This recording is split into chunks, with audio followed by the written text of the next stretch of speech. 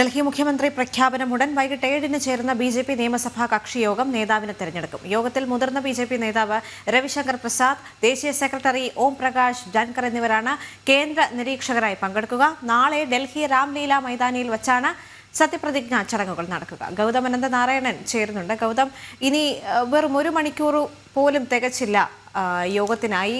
ഇതിൽ വളരെ നിർണായകമായ ഒരു തീരുമാനത്തിലേക്കാണ് എത്തുക. കാരണം ഡൽഹി മുഖ്യമന്ത്രി ആര് എന്ന ചോദ്യം ഇപ്പോഴും നിലനിൽക്കുന്നുണ്ട്. ആകാംക്ഷയുടെ അവസാന മണിക്കൂറുകളാണല്ലേ?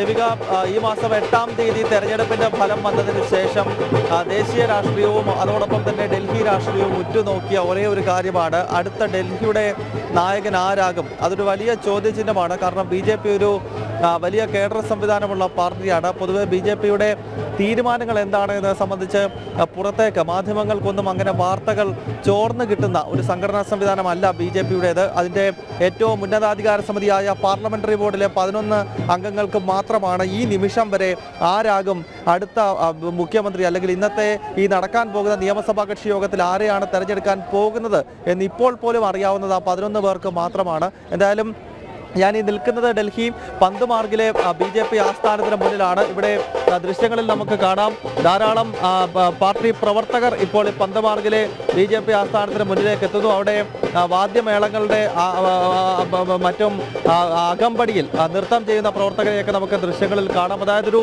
വലിയ ആഘോഷം, നാളെ വലിയ ആഘോഷം രാജ്യതലസ്ഥാനത്ത് നടക്കാൻ പോവുകയാണ്. രാജ്യത്തൊട്ടാകെ BJP ഈ ഡൽഹിയിൽ അധികാരം പിടിച്ചതും അതുമായി ബന്ധപ്പെട്ട പ്രവർത്തനങ്ങളും നാളെ മുഴുവൻ ആഘോഷമാക്കി മാറ്റാൻ ശ്രമിക്കുന്നു. നാളെ രാവിലെ 10 മണി മുതൽ സത്യപ്രതിജ്ഞയുമായി ബന്ധപ്പെട്ട് രാംലീല മൈതാനിയിലേക്ക് പ്രവർത്തകരെ കയറ്റി തുടങ്ങും. ഏതാണ്ട് 12 മണിക്കാണ് സത്യപ്രതിജ്ഞയുടെ സമയം ഇപ്പോൾ പറഞ്ഞിരിക്കുന്നത്. എന്തായാലും ഈ ഇന്നത്തെ നടക്കാൻ പോകുന്ന യോഗത്തിന്റെ വിശേഷങ്ങളിലേക്ക് തിരികെ എത്തിക്കഴിഞ്ഞാൽ 7 മണിക്ക് ഈ MLA-മാരുടെ യോഗം ആരംഭിക്കുമെന്നാണ് BJP നേതാക്കൾ വ്യക്തമാക്കിയിരുന്നത്. ഞാൻ നിൽക്കുന്ന ഈ പന്ത് മാർഗിലെ പാർട്ടി ആസ്ഥാനത്തിനകത്ത് ഒരു വലിയ ഹാളിൽ വെച്ചാണ് ഈ 47 നിയുക്ത MLA-മാർ ചേരുക.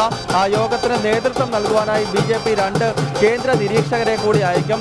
BJPയുടെ മുതിർന്ന നേതാവും ബീഹാറിലെ പട്നയിൽ നിന്നുള്ള MP-യുമായ രവിശങ്കർ പ്രസാദ്, അതോടൊപ്പം തന്നെ ഇപ്പോഴത്തെ BJP ദേശീയ സെക്രട്ടറി ഹരിയാനയിൽ നിന്നുള്ള മുതിർന്ന നേതാവുമായ ഓം പ്രകാശ് ധൻഖർ എന്നീ 2 കേന്ദ്ര നിരീക്ഷകരാണ് ഇന്നത്തെ ഈ നിയമസഭാ കക്ഷി യോഗത്തിൽ കേന്ദ്ര നിരീക്ഷകരുടെ സ്ഥാനം വഹിക്കുന്നത്. രാവിലെ പ്രധാനമന്ത്രി നരേന്ദ്രമോദിയുടെ വസതിയിൽ BJPയുടെ പാർലമെന്ററി ബോർഡ് യോഗം ചേർന്നിരുന്നു. പ്രധാനമന്ത്രി നരേന്ദ്രമോദിയുടെ അധ്യക്ഷതയിലാണ് BJP പാർലമെന്ററി ബോർഡ് യോഗം ചേർന്നത്. ആ ബോർഡ് യോഗത്തിന്റെ തീരുമാനമാണ് ഈ 2 നിരീക്ഷകരെ നിശ്ചയിക്കുന്നത്. എപ്പോഴും ഏത് സംസ്ഥാനത്താണോ നിയമസഭാ കക്ഷി യോഗം ചേരുന്നത് ആ സംസ്ഥാനത്തിന് പുറത്തു നിന്നുള്ള 2 പ്രധാനപ്പെട്ട നേതാക്കളെയാകും നിരീക്ഷകരായി അയക്കുക. എന്തായാലും രവിശങ്കർ പ്രസാദും ഓം പ്രകാശ് ധൻഖറുമാണ് ഇന്നത്തെ ഈ സുപ്രധാനമായ യോഗത്തിൽ കേന്ദ്ര നിരീക്ഷകരുടെ സ്ഥാനം വഹിക്കുന്നത്. അല്പസമയം മുൻപ് ഇവിടേക്ക് ബൈജയന്ത് പാണ്ഡെ എത്തിയിരുന്നു. ബൈജയന്ത് പാണ്ഡെയ്ക്കാണ് തെരഞ്ഞെടുപ്പിന്റെ ചുമതലയുള്ളത്. തെരഞ്ഞെടുപ്പിന്റെ ചുമതലയുള്ള പ്രഭാരി ദേശീയ ഉപാധ്യക്ഷൻ കൂടിയായിട്ടുള്ള ബൈജയന്ത് പാണ്ഡെയാണ്. ഒപ്പം ഓരോ നേതാക്കൾ ഇപ്പോൾ ഘട്ടം ഘട്ടമായി വന്നു തുടങ്ങിയിരിക്കുന്നു. അല്പസമയം മുമ്പ് വീരേന്ദ്ര സച്ദേവ